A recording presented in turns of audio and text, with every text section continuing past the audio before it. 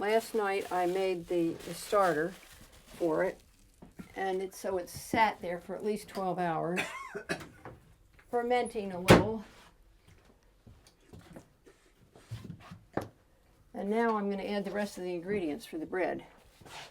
This is making 3 loaves of this rye bread, and I have to add 2 more cans of beer. I used up a can in this. Each loaf of bread uses a can of beer.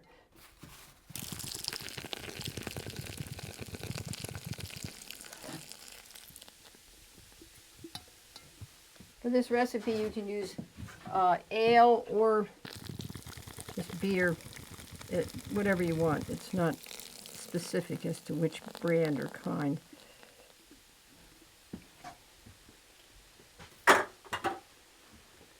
And so I add that, and then I've got to add 3/4 cup of water, and I have to add the yeast. Now this I'm adding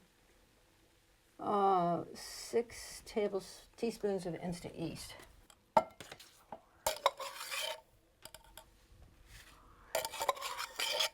And I will stir this up, getting this mixed first. Sometimes it's a little difficult to actually get the starter mixed in if you don't add all the, or most of the liquid ingredients right off. I'm going to get this all broken up.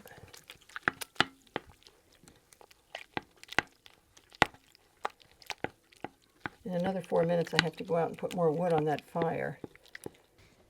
These are my 2 favorite tools for making many breads. This one for stirring up everything, and this one also helps to mix it up. Nice, break it up.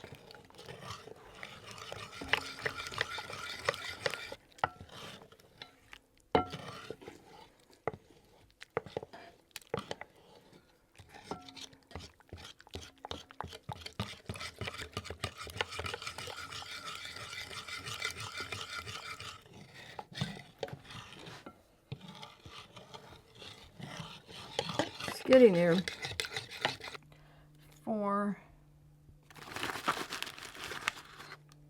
5. Oh, this is diastic malt powder. You don't use a lot of it, but it just adds a little sweetening to the mix, to the bread mix. It also keeps forever. I'm adding the final ingredients to the bread. I've got to add 6 teaspoons of salt for the 3 loaves. It's caraway seeds, because this is rye bread, so I've got to add 6 teaspoons caraway seeds. 3/4 cup of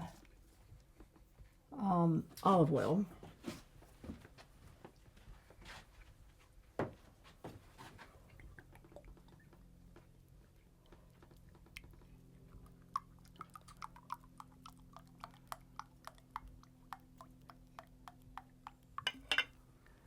Okay, and then I just have to add the flour, so let me make sure. The salt, the diastic, the yeast, caraway, the beer, the water. Okay. So I'm just mixing all this together, and then I can start adding the flour.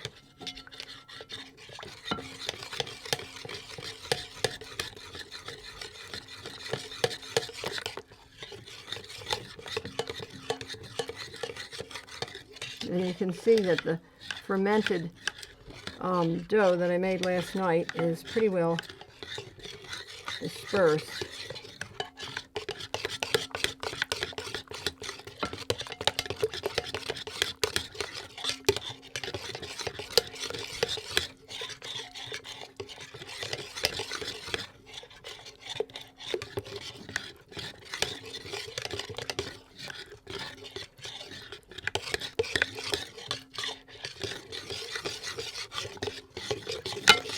Okay, now I can start adding the the flour.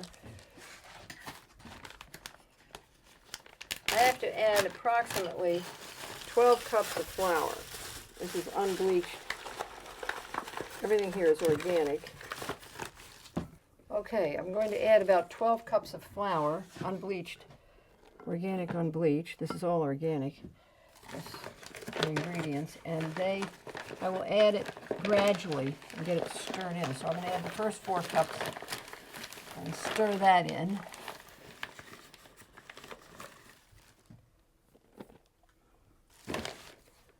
Okay.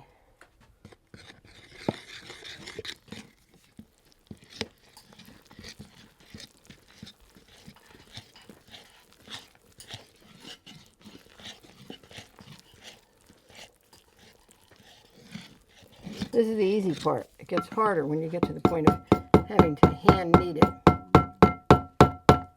Now I'm through with this tool.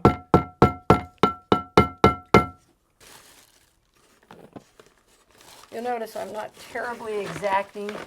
It's not actually necessary to be that exacting for what I do. There are some people who like to be very exacting, and that's important to them, but it's not to me. I've been making bread for so long, I know the feel. So that's approximately 4 cups. So now I'm going to be a little more conservative when I add the remaining 4 cups. Because if you get too much in there, you have to add more liquid, and it just gets to be a real mess.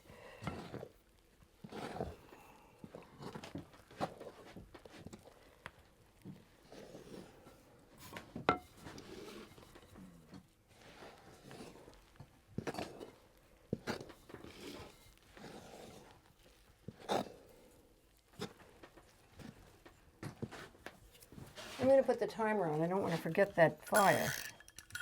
So we've probably got about another 12 minutes or so. My plan is to have bread for lunch. We probably will.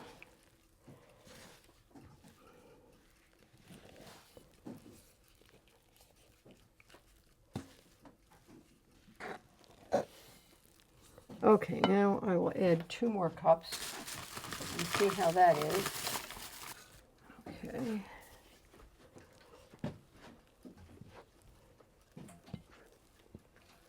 Pretty soon I'm going to dump this out onto the table because it's better to knead it on the table rather than in this bowl. It's important to get everything when you're kneading fully integrated here. This may or may not take much more flour. I'll go by feel.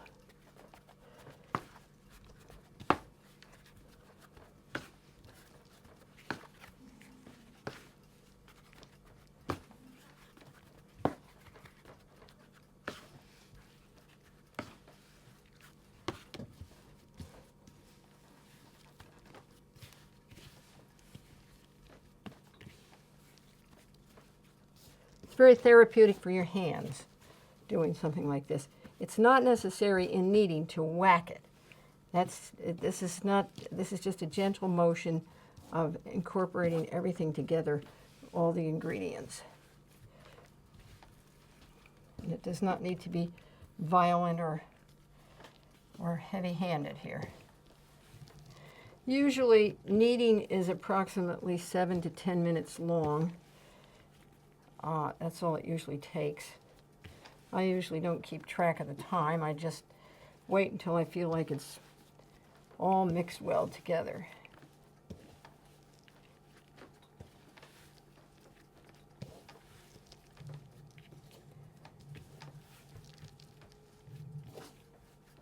This is a large amount to do at once.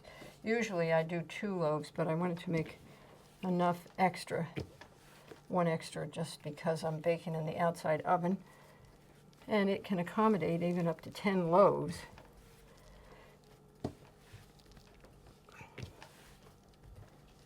And sometimes as you're kneading this, I'll find that one area is a little wetter than the other, so I'll just add a little more flour in that area, because it needs to have the same general consistency when you get it into a ball.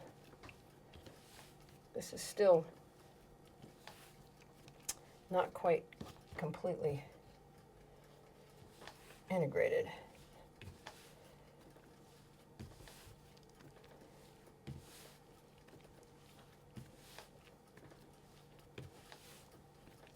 but it's getting there.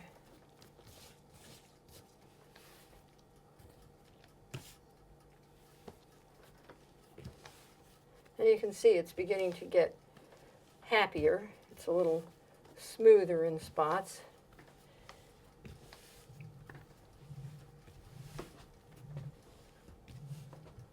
This is getting a little moist, so I add more.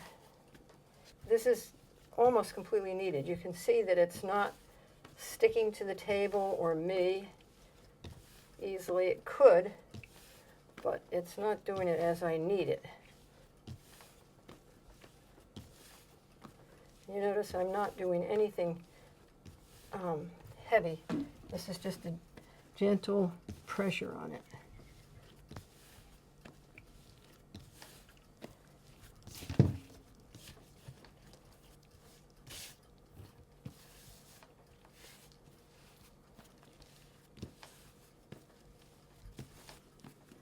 This is basically the way women, mostly women, but some men, have made bread, formed the loaves for many, many, many years, probably hundreds.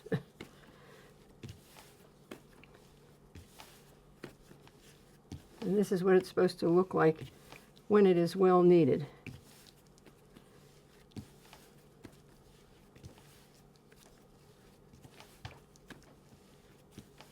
Let me see how my time is. Okay.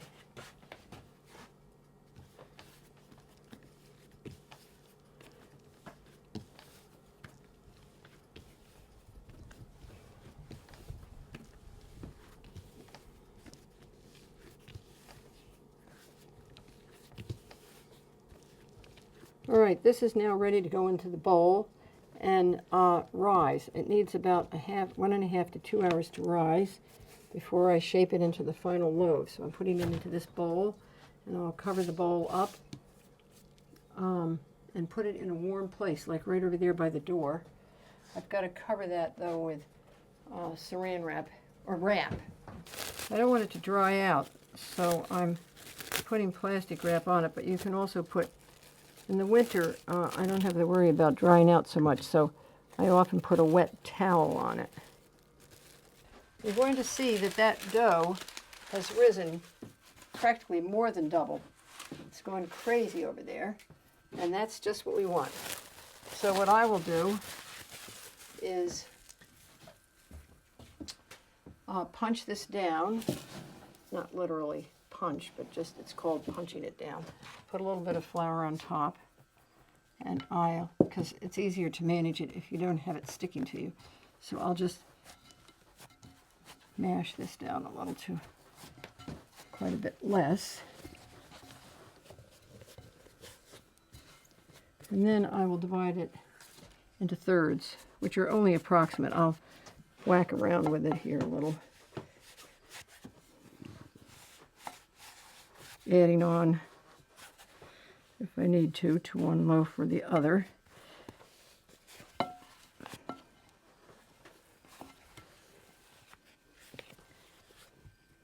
This is a dough scraper, by the way, and they come in metal or plastic like that. So this is one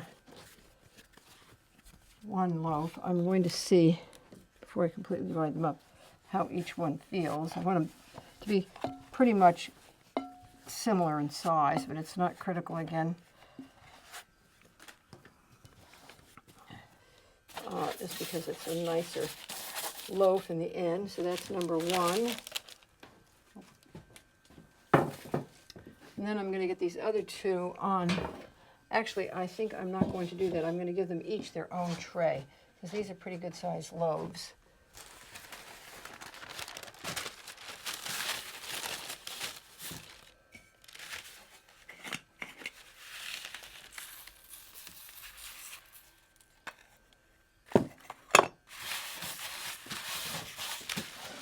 These will only take about half an hour, and they'll be ready to go into the oven. The oven is pretty much ready.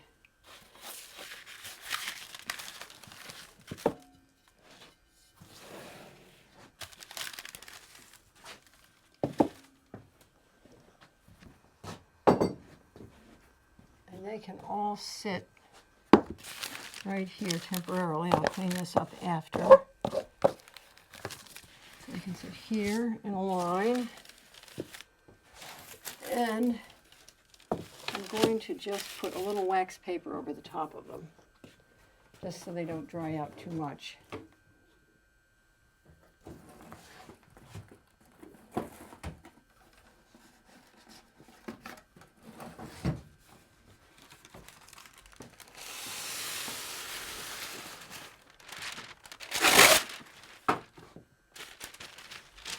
And when I get ready to put them into the bread oven, I'm going to slice them a little with a razor sharp unit.